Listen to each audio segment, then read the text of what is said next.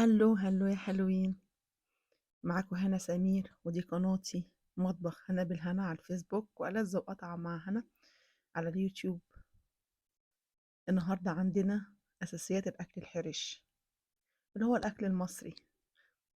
إيه هو أساسيات الأكل الحرش؟ الطحينة والبابا غنوج، العيش المحمص، ندلع الأكل. هنبدأ النهاردة بالطحينة. الطحينة دلوقتي بقت غالية جدا بره، نحاول نعملها في البيت. شوية سمسم مع شوية فول، هنطحنهم كويس في الطحانة. حوالي 400 جرام سمسم، وأخدوا كوبايتين زيت.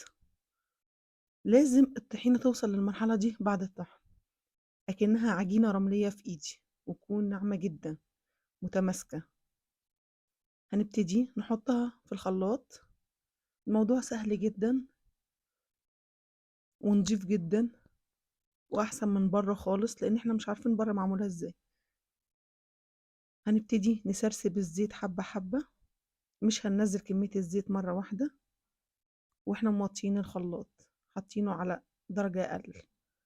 وهنبتدي نعلي درجات الخلاط السرعة واحدة واحدة، وهنسرسب الزيت برضه بالسرسوب كده زي ما بيقولوا،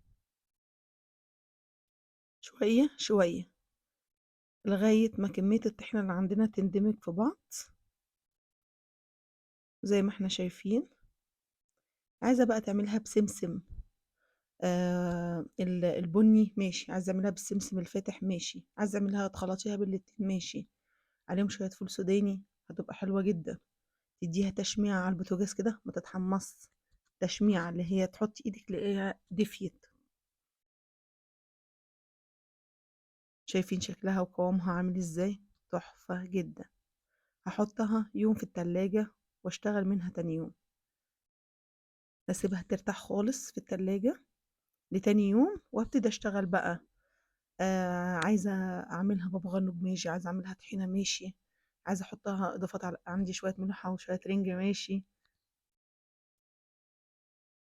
حلوة ونضيفة وعملية جدا جدا، موجودة عندك في التلاجة، مش هتحتاجي تروحي هنا ولا هنا. شايفين عاملة ازاي؟ تحفة قوي. هنبتدي نشتغل منها، نعمل اول حاجة الطحينة. شوية طحينة بقى، هنشوفها هتشتغل معانا حلوة ولا لأ. شوية خل، ونقلب، اللي هو معلقة أو معلقتين خل بكتير، وعلى حسب كمية الطحينة اللي هي نحوش مرارة الطحينة بس.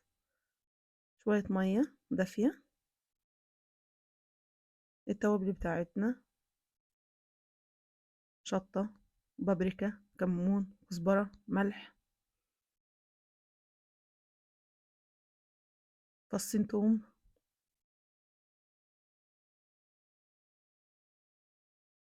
شوية كزبرة، ودي حسب الرغبة، عايزة تحطيهم تحطيهم، ما تحطهمش براحتك، ممكن تعمليها كده هتبقى بردك حلوة.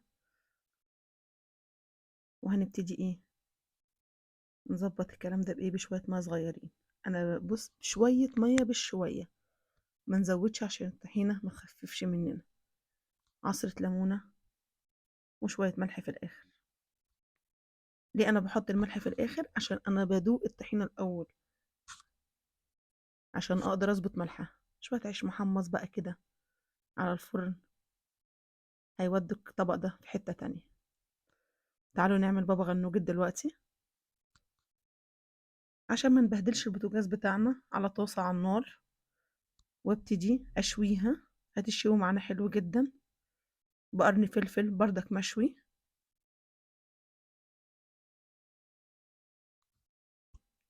شايفين عاملة ازاي؟ هنبتدي دلوقتي نقشر. لو قشرت معانا بسهولة يبقى كده البتنجانة اللي عندنا استوت. هنقشر بردك الفلفل.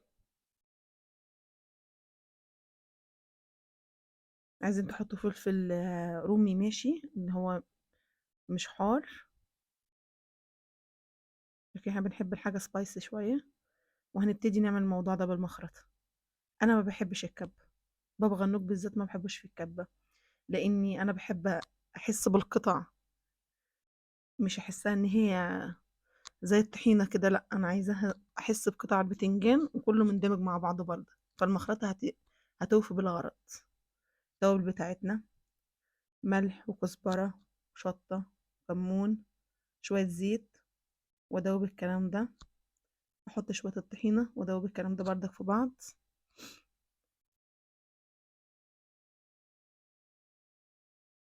بعد كده هبتدي احط الخلطة بتاعت البتنجان عندنا. شايفين الكلام؟ الزيت هحطه في الاخر، واحط شوية طحينة. شايفين اللقمة عاملة ازاي؟ تحفة.